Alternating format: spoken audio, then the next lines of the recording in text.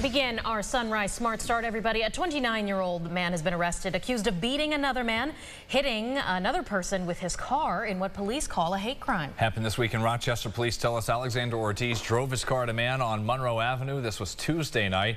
When the man ran nearby into his workplace, police say Ortiz got out of the car, followed the victim inside, beat him, all the while yelling homophobic slurs. What you're seeing now is a picture sent to News 8 from that business. And right after this, police tell us Ortiz got back into his car, hit another man in that parking lot, then left. Both victims hospitalized. Both are expected to make a recovery. Ortiz, after arrest, was taken to jail. He's facing a number of charges, including assault, which as a hate crime level offense has raised it from a misdemeanor to a felony. One person is recovering in the hospital after a two-car crash in Penfield. This was the scene on Penfield Road near 5 Mile Line Road around 9 last night. We could see in the video there the white car flipped over onto its roof, and the driver who was inside had to be taken to the hospital. We're told they're expected to be okay. Penfield Road was shut down between Liberty Street and Panorama Trail for the duration of the investigation. We're told it has since reopened and no charges are expected here. Your current Sunrise traffic road conditions this morning at 6:49. Want to let you know, as we've heard from people, multiple viewers, about a police scene on the east side, Bushnell Basin, Garnsey Road, around Route 96. There's been some police activity there. We have our News 8 crew headed over there to get some more information, as it appears it's starting to clear. We'll bring you updates throughout our cut-ins on CBS Morning as soon as we learn more. Now let's talk about our forecast headed into a busy weekend. James, there's a slightly big game for the Red Wings tonight with Gerrit going to be there. Yeah, also Father's Day weekend, making all the plans. Yeah. So glad that we don't have to deal with weather. Yeah, for sure, for sure. One less thing to worry about. Yeah, and it makes my job a lot easier as well. We have gorgeous skies right now. Kind of a mixed bag. You got partly cloudy will go, but still worth the sunglasses. Numbers warm. 66, Stansville, Rochester at 67. Mid-70s this afternoon. A dip tomorrow before a big warm-up for Sunday and into next week. We'll look at the 8th day at the end of the show. Michaela? All right. Thank you, James. Turning back to our headlines, Rochester firefighters confirmed to News 8 one person was killed in this fire Wednesday afternoon at a home on Child Street.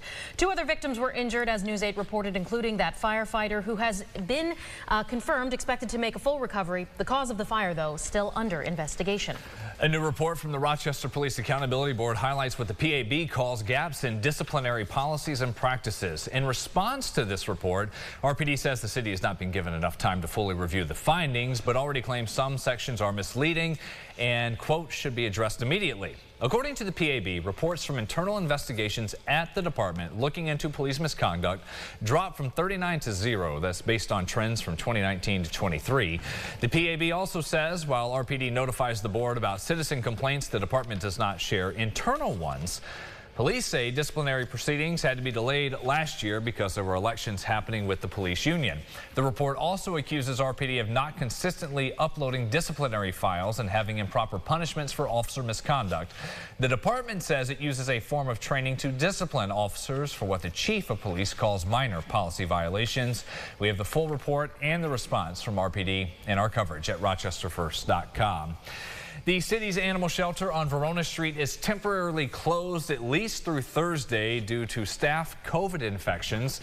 A post on Facebook says redemptions will continue today and Monday, but by appointment only. And because this is COVID-related, masks are mandatory for now in the building.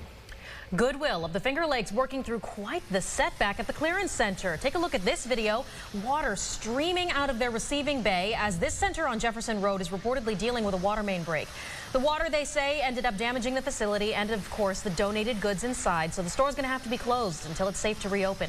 They do, though, encourage the community to continue supporting them by donating to your local Goodwill.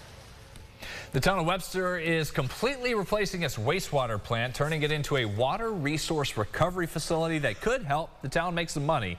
It's an $80 million project, got going in 2020 with the idea to replace equipment more than 40 years old. Phase 1 was done in 2021. $20 million for the project is coming from the state to help this new facility also accommodate Fairlife that's moving to town.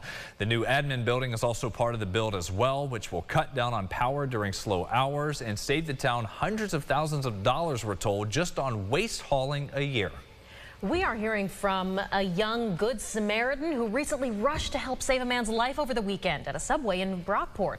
As we first reported, Leah Walker, a senior at Holly High School, was working her shift Sunday. Nothing out of the ordinary, but then all of a sudden a man in his 60s crashed his vehicle near the front of the store. He had suffered a heart attack. Leah immediately jumped into action, calling 911, and the family, of course, saying they're extremely grateful to Leah and first responders for rendering aid. She was able to use her CPR training to help this man, and he's so grateful. He says he wants to meet her again and personally thank her. The city's Juneteenth festival kicks off this weekend with this year's theme being from 1964 to 2024, 60 years in the fight for justice in Rochester.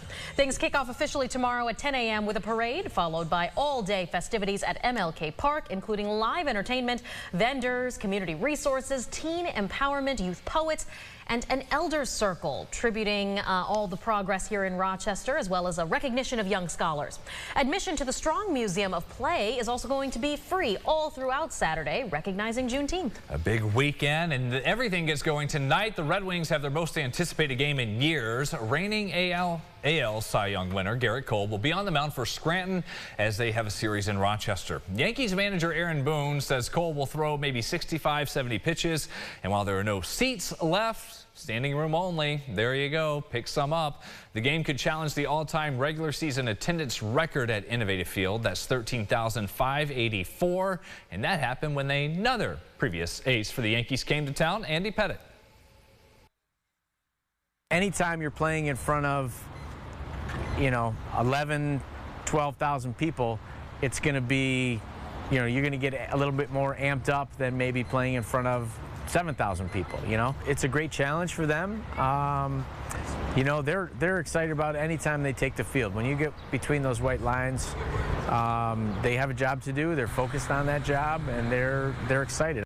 We are too. Cole hasn't been in the majors this year. He's had 3 rehab starts this year, including tonight. He struck out 9, allowed just 1 run in 8 innings of work in Double-A. And we'll see him on the mound in Rochester tonight. Gates open earlier, half hour at 5 o'clock. Oh, I'm sure folks are really looking forward to this. I can't imagine those standing room only openings are going to last very long. No. My father-in-law texted me this morning, said he got invited to go sit in a suite. I was like, wow. Thanks, jerk. He said, I'll send you a picture. Wow, really rubbing it in there. It's happy Father's Day, not Fathers-in-Law Day, huh? Well, weather should be good for that. Good all weekend long through Father's Day, even including that as well. So we'll do a couple of Father's Day shout-outs to Andy, our producer. That's a photo on the water there. You'll love that. That's my family there you go. Looking good. As we're looking forward to a fun weekend. Brennan, I think we've got you here. Oh, if my graphics are going to work for me. Oh, What's Up Rock. We got to mention Flag Day. Join us on Facebook. That. Yeah, we'll have that. Enjoy your weekend, everybody. We'll see you back here in 30. Follow News 8 wherever you are. On RochesterFirst.com, Facebook, Twitter, and on our app for news and weather.